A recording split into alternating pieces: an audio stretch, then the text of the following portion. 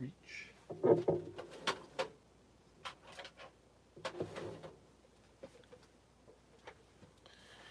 Hey, who do we have here? How's it going, Dennis? I'm just going to plug the phone in real quick. Give some people a second to join.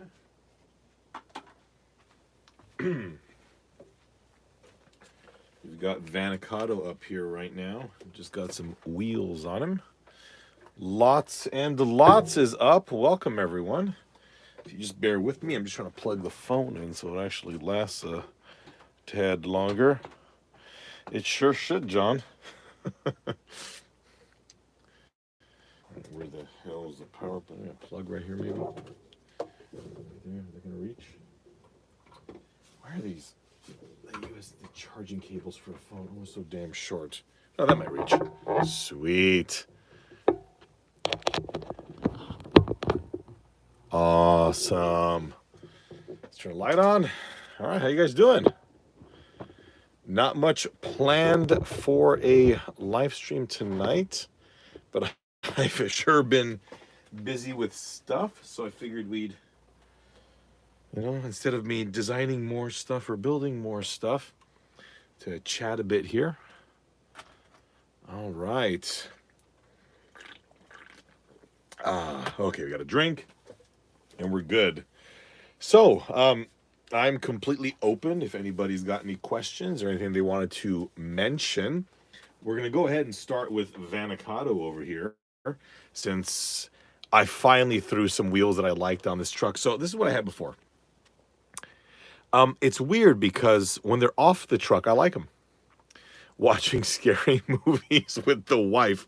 So why are you watching this? So we got here the original turbine wheels that I had on Vanicado. And what was weird is that when I had them on here, I hated them. What I did, you can tell here from the side, is this is designed for a 1-inch diameter tire. These are RC 4-wheel drive, Goodyear Wranglers. These are MTR.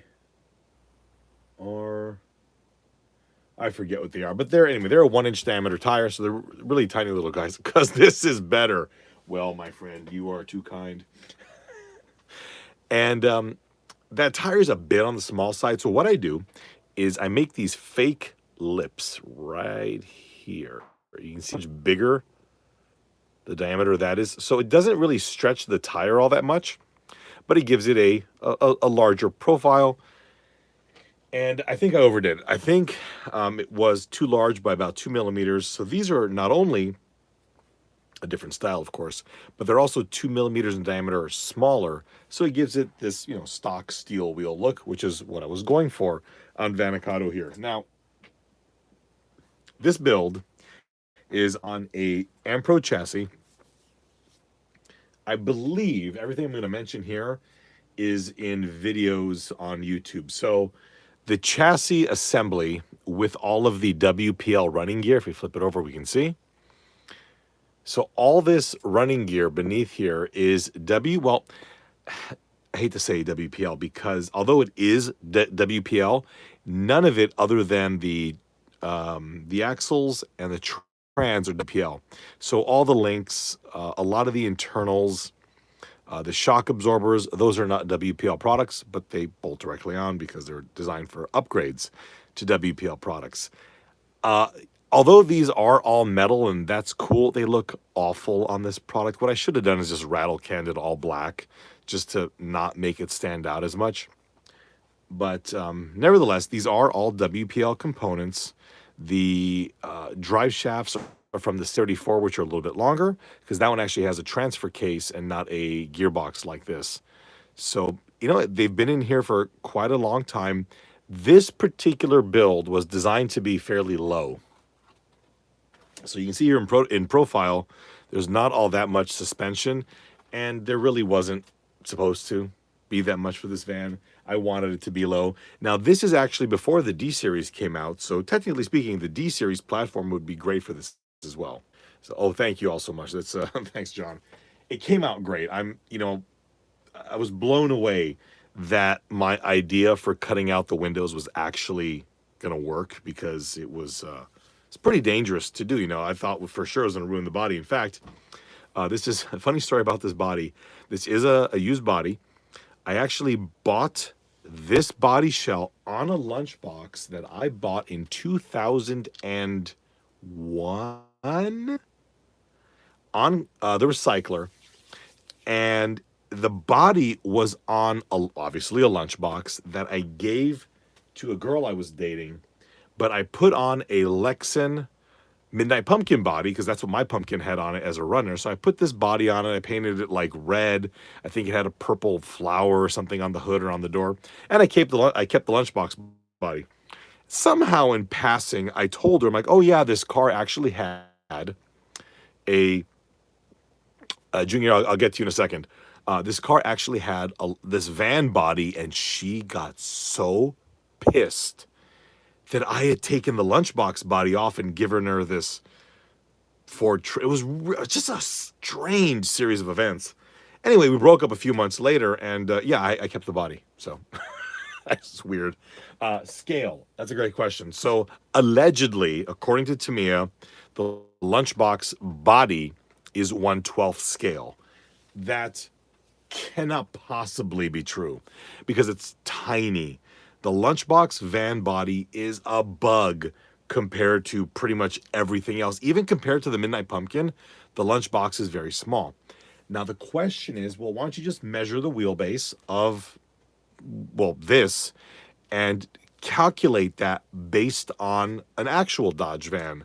But there's a problem with that. So if I rotate this,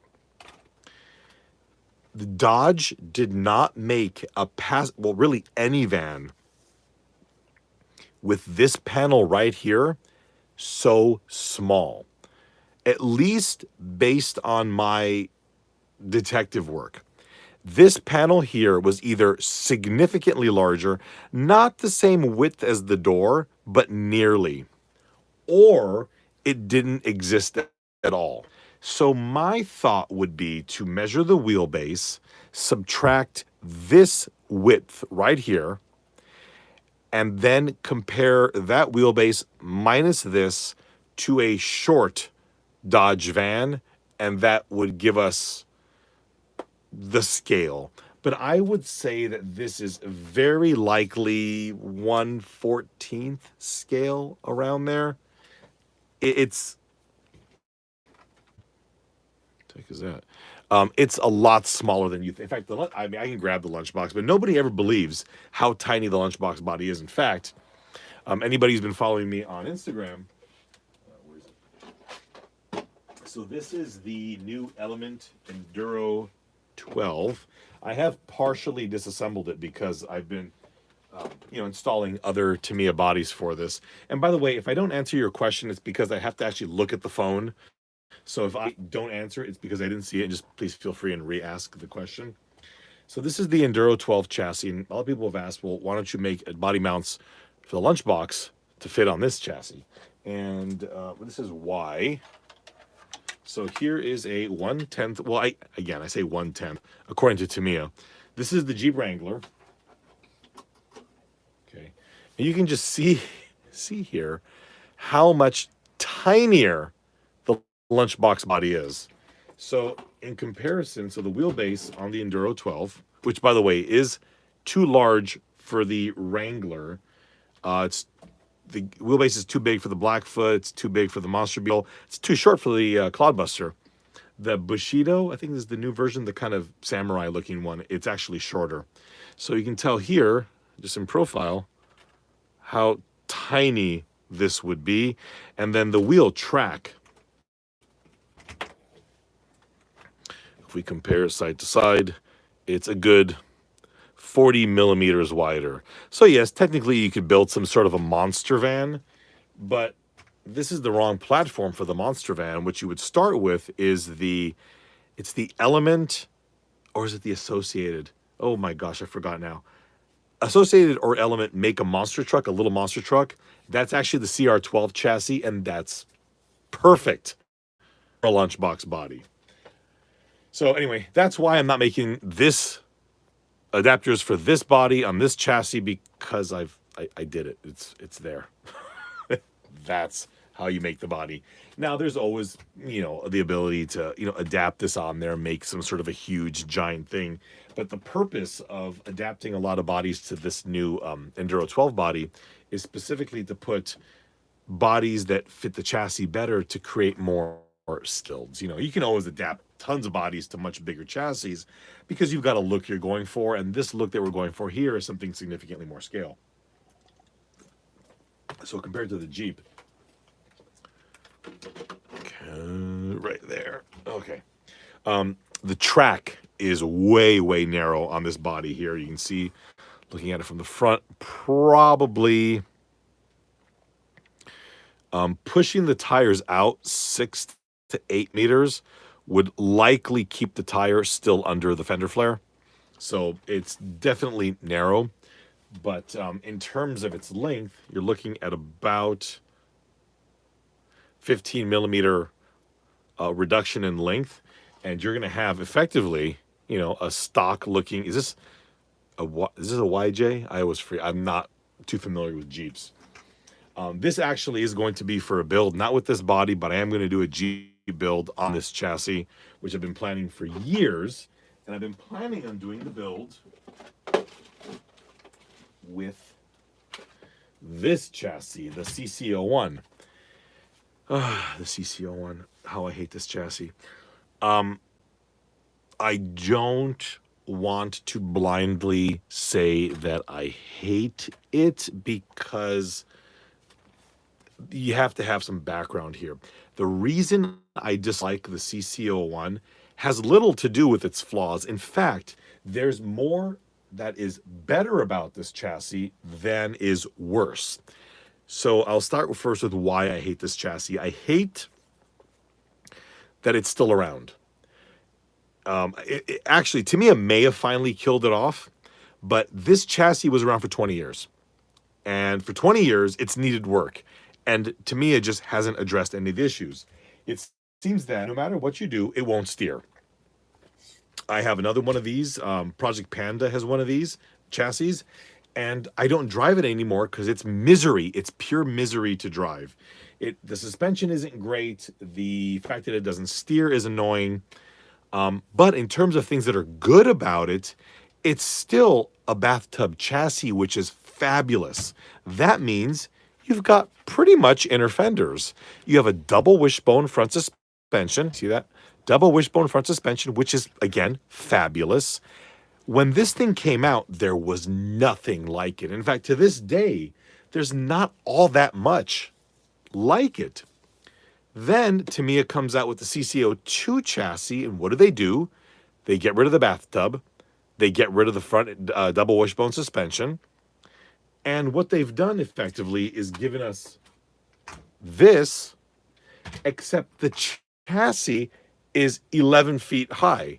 So it's all kind of buried up in here, which means where am I going to put my, Superfly 3. I'll grab Superfly 3 right now.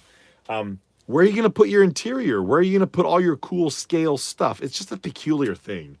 So I don't know why they killed the CC01, which I was happy about. But then I realized that they made something that actually took away all of the cool parts of the CC01. So I understand that when it came out, it was beyond revolutionary, but that was 300 years ago. So it's odd that they've never done it. I mean, it's Tamiya, so Tamiya doesn't do things to upgrade their stuff, with some of their cars. Anyway, okay, so that's the CC01. I'm tired of looking at it, tired of talking about it. Okay, we've had a request for Superfly 3, who's chilling right there. So, good news about Superfly 3. My latest video, which just aired yesterday, was on the upgrade parts I've made for the Trailfinder 2 Mini. And the next video that's coming out is going to be on the FMS FJ40, the giant, absolutely giant Land Cruiser that they came out with quite a while ago now. It's like it's 16.7. It's huge.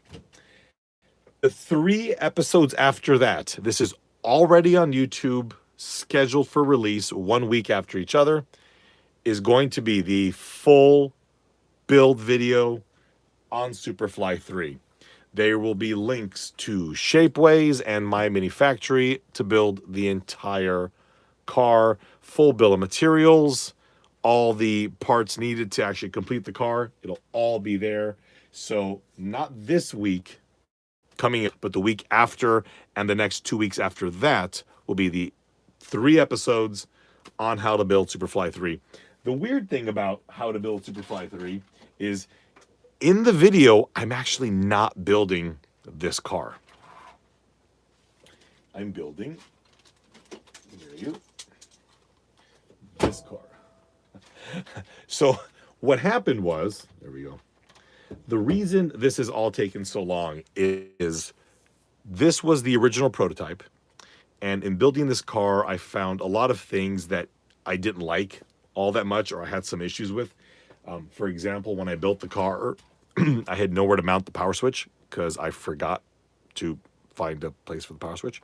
So here you can see there's nothing, but on production Superfly, there's the power switch. It's just hanging out right there very happily.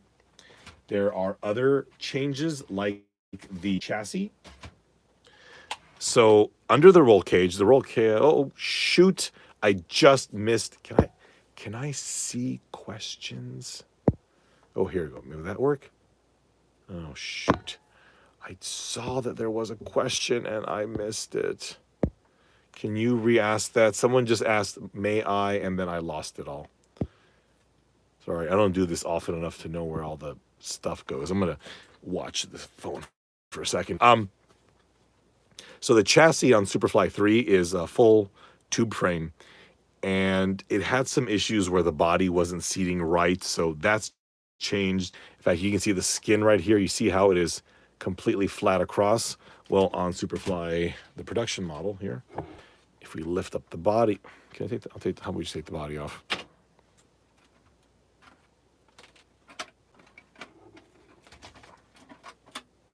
Okay. You see how it actually kinks up right there. It's just to fit the body better. The whole nose cone has changed here. You can see that right where my finger's pointing up, how that's kind of flat right there. On the prototype, it actually slopes outward, and as a result, the body didn't fit properly. So minor stuff like that, and then there's more major stuff like on the bottom here. May I ask you what kind of 3D printer you use for your product? Oh, okay. Great question, Bash RC. So for these two, I didn't print anything. This is 100% SLS nylon and multi-jet fusion that I used at Shapeways. So completely multi-jet fusion and nylon. There might be some stragglers here or there. The steering on this is all FDM. Oh, because I updated this. I got the Ackerman backwards. This car actually has reversed Ackerman. And there's no polyjet.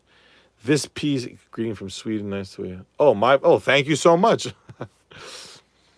The gauges and the velocity stacks on both cars, these are SLA, but everything else that you see here is 100% SLS and multi-jet fusion. The vast majority of these cars are going to be available on Shapeways and My Mini Factory.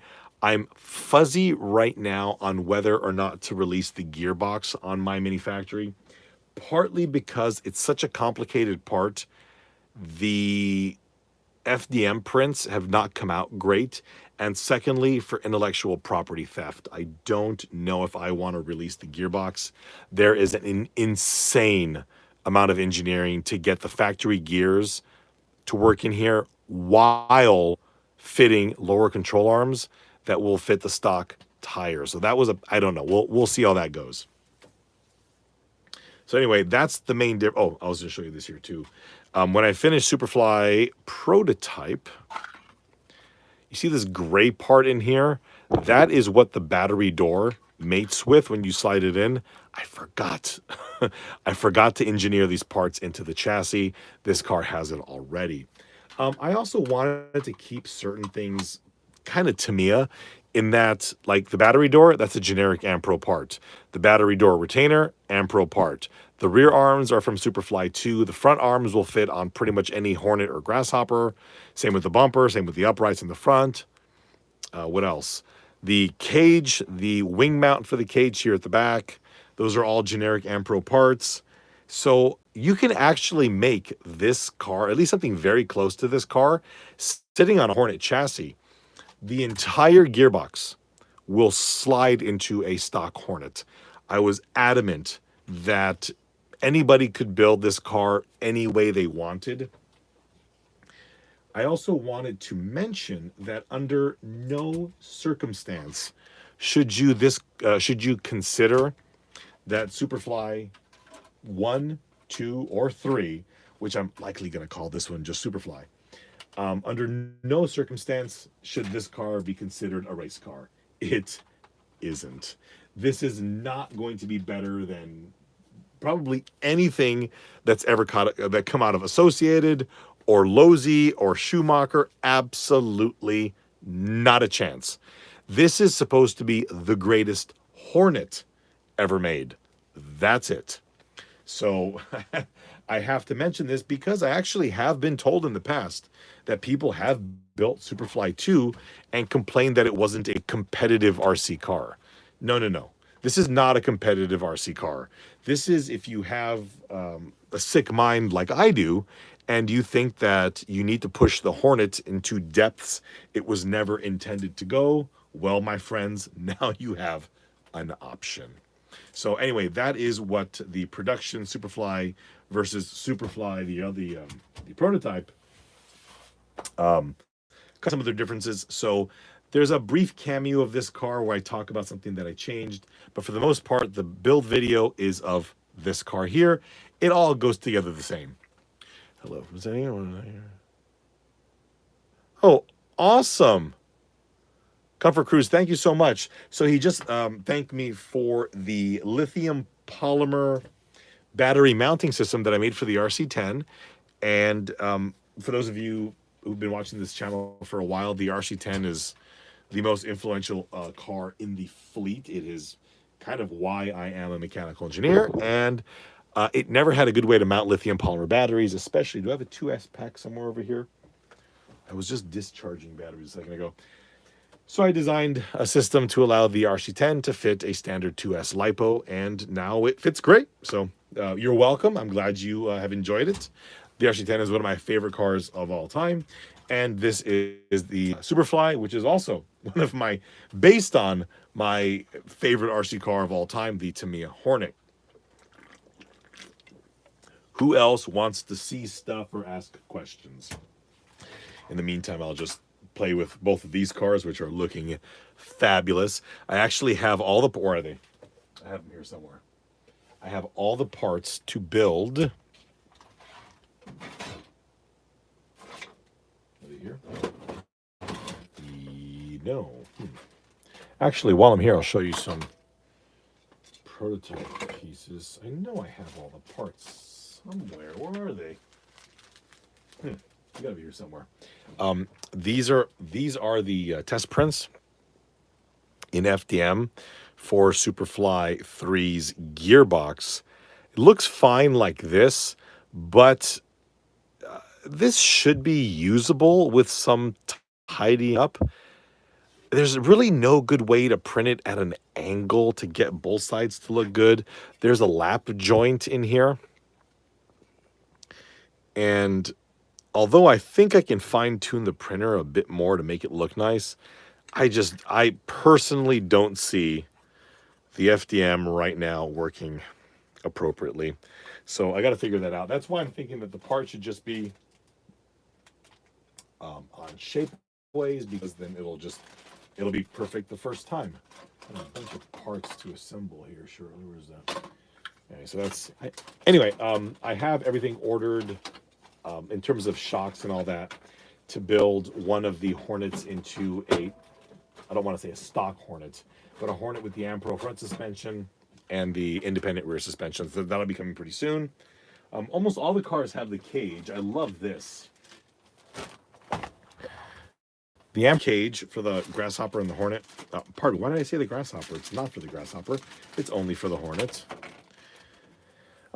So this again is SLS nylon. This is bare nylon, and it's both expensive and not that bad. I think it's like $30, $35. And because it's nylon, it's just, there is no bad side. It looks great from here, it looks great from here, it looks great from really everywhere. And both these have been painted yellow and the orange over there. So what you see here is not a cosmetic, useless thing that makes the Hornet look good. No, this is a fully structural cage system. What this does is it takes the front of the chassis, which is actually very, very weak on the Hornet, it braces that, and it distributes the loads all throughout this nylon cage, which mounts to every single available mounting point on the Tamiya Hornet chassis, integrates back here to this wing mount, there we go, which then allows you, in this case here, because it's only the body mounts, to run a stock Tamiya Hornet body. Here you can see that this one has these standoffs, so you have to run an AMPRO wing or an aftermarket wing. I usually buy these just random cheapy wings in bulk on eBay. And then again, because this is in, I've dropped it. Because this ties in to the shock mount, so this actually creates a new rear shock mount right there. Once again, all of your loads are distributed evenly over this cage, and it works swimmingly. I do not believe I own a Hornet any longer without this cage. In fact, this one here is, I'm going to paint this for actually, I should paint this tomorrow. She's got a pink Hornet that's been on here very many times. So this will be painted pink for her Hornet. Just because, I can't not have it on there. So yeah. Who else wants to see something? Please speak now before I keep speaking, which nobody wants. Certainly not anybody I know personally. In the meantime, you can see here that we've got the AMPRO Libra wheels, which I absolutely adore. This came out do you use a special paint to paint? Oh, great question. I do not use costly paints to paint the nylon or anything of that nature. And when I say costly, I mean like Tamiya paints. Those are pretty pricey. What you're looking at here is Rust-Oleum. That's all it is cheap Rust-Oleum. Now, my friend, anybody on Instagram follows Michael Platypus. I highly recommend it because he's one hell of an artist. He recommended brake caliper paint. He says 2 coats and it coats, it just lays down beautifully. The nylon has a bit of a rougher texture. So with about 2 or 3 coats, can you kind of see that? It's got a bit of a rough, sandy look to it. Doesn't usually bother me all that much because it's just a roll. For these side pieces, these are also nylon. You can see they're very, very nice and smooth. What I've done here is I painted them with 5 coats of, I want to say Rust-Oleum, but it's not Rust-Oleum. It's an automotive filler primer. Filler primers are just a lot thicker than a regular primer. So you're looking at about 5 or 6 coats of filler primer, a wet sand, and then another coat of filler primer, and then a wet sand. What you do not want is to paint nylon, like a gloss coat like this. You don't want to paint a nylon gloss coat or a color coat over a mix of bare nylon and paint. Wherever the bare nylon is, it will get fuzzy. I have a Hornet battery tray, wing mount. Oh, fantastic. Thank you so much, Ben. I appreciate that. All good, useful stuff. Anywhere where you paint the nylon bare, it'll look like it's fuzzy, and you can tell immediately. So when you do your final primer coat, give it a very nice wet sand so it's nice and smooth, but ensure that there's no bare nylon. And once it's all just clean primer, it'll lay down beautifully. And that's what we've got here. Superfly 2 has got all of its body panels painted that are all nylon, and they work great. Oh, absolutely. The Hornet, I've actually had people argue with me saying, my battery door never falls off on the Hornet. And it's like, what? How do you get that red multicolor helmet on the drive? Okay, I'll mention that in a second. The battery door perpetually falls off on the Hornet. That's why I had to make this modification. Either whoever is running a Hornet and not having the battery door fall off is either it's a shelfer or they're not running it properly. Simple as that. So my Hornet drivers are notoriously weirdly painted. This one here was in a Hornet that I bought on eBay for parts, and this was attached to the completely ruined body. So at some point, some child in the 1980s took a pen and just painted that. I mean, it looks awesome. I couldn't bear to respray it. This is obviously some little kid's, they're an adult now, some little kid's design, and I'm like, oh, we're going to leave that. That's cool. So a lot of my cars have weird things. I have a grasshopper driver with these big bunny like stickers on the side. That's from my sister when she was like 5 years old. So I, I tend to do weird stuff with the drivers like that, just kind of giving them more of a story than anything else. So anyway, there is Superfly 2. Well, I shouldn't say Superfly 3 production and Superfly 3 prototype. So when the car is available, like I said, in about 3 weeks, what you see here is the fully optioned Superfly. However, you can, build it over time, like start with the suspension. Start with the suspension in the front and work your way up. And again, going full Shapeways nylon is prohibitively expensive. It really is. So either there's a lot of stuff here that you may be able to print yourself. Hey there, Rock and Rolla RC. That you be able to print yourself and perhaps, subsidize with some of the Shapeways stuff. Or, stick with the stock chassis and just bolt in the rear independent suspension to your Hornet. This fairly soon, I'm going to have a variation of the rear suspension for the Midnight Pumpkin or the CW01 chassis. I'm quite excited about that because I'm wondering how it's going to behave. I mean, it's such a unique car to drive, and this is going to change all of those dynamics. A big problem with 3D printed parts on the Midnight Pumpkin are those giant wheels.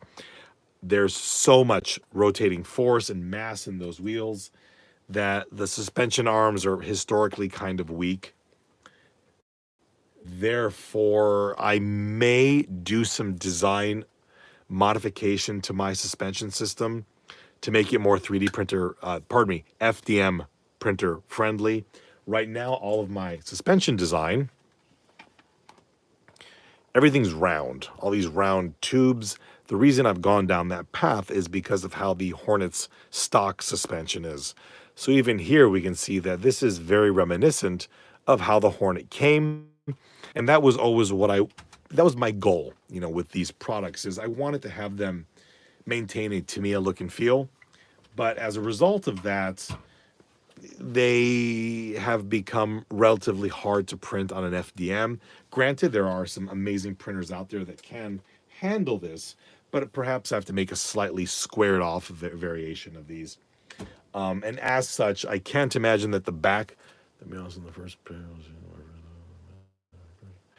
Yeah, the CW one's funny because, like the Hornet, probably get some drink over here. Like the Hornet, part of its charm. I'm totally going to build a flight. Oh, yeah, I hear that. Part of the charm of the Hornet is how bad it is. Same with the Grasshopper. There's Grasshopper 2, Rising Fighter, and a variety of other cars that, like the Turbo Hopper, the Nico Turbo Panther. There's a level of charm with a car that has a solid rear axle, terrible front suspension, that just makes you laugh. I think that the better a car is, the less amusing it is. I mean, you think about it, when you hand the remote control of a Hornet to an 8-year-old, the entire time laughing. You turn the remote control of a associated RC, what is it, RC10 B7, is that the newest one, to a racing driver.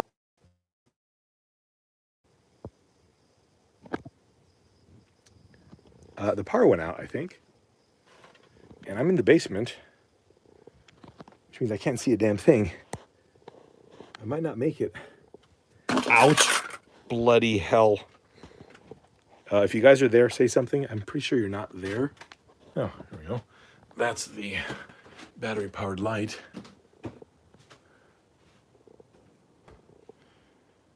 Hang on. Shut the... Trying to... Oh, yeah. I'm outside right now, and it's pitch black.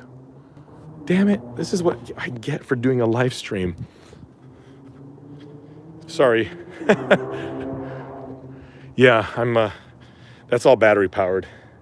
It's the front yard. Everything else... There's houses, by the way, here. And all I see are Ring products. And my neighbor over there, who's probably on this live stream. Okay, sorry guys. I have modded a sand scorcher. It's all on. I'm just gonna hang out right here for a minute, I guess. Sorry. You see me? Kind of. Okay. I'm probably gonna sign off in a second because I can't show anything. I have done a sand scorcher. It is on the YouTube channel. Did a full interior, chassis, full cage, fully integrated. It's pretty awesome. In fact, Scale Builders Guild did a full build of that chassis. His video on it's way better than mine. Anyway, I'm gonna, go to bed. Thank you guys for watching. Yeah, sorry about that. Have a good night. Appreciate it.